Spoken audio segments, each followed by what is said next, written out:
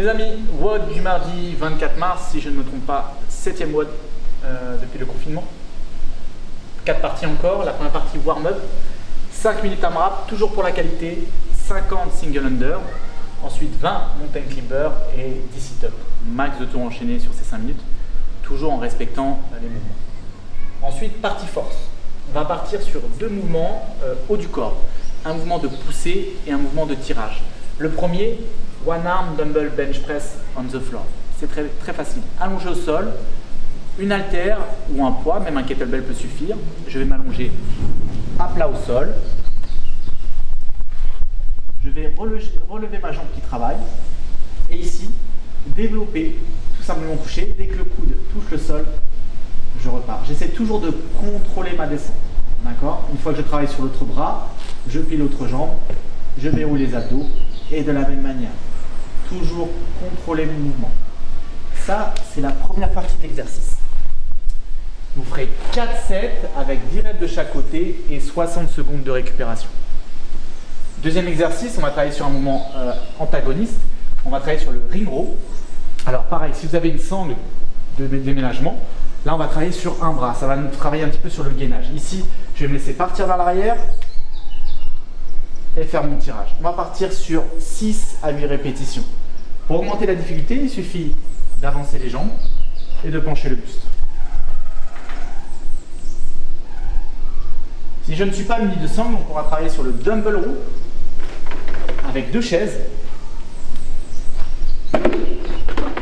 Posez vos 2 chaises, ça va remplacer votre banc de travail. Je vais poser un genou sur une chaise, la main sur l'autre chaise et ici, travaillez mon tirage. Fixez bien votre épaule et contrôlez toujours votre descente.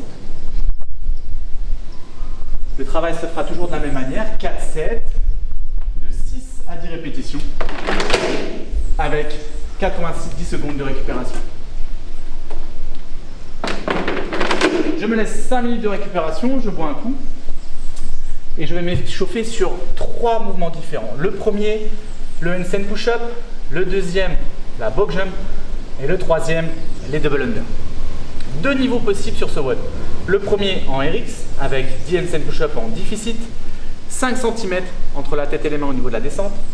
Ensuite 20 box jump ou 20 step up sur chaise.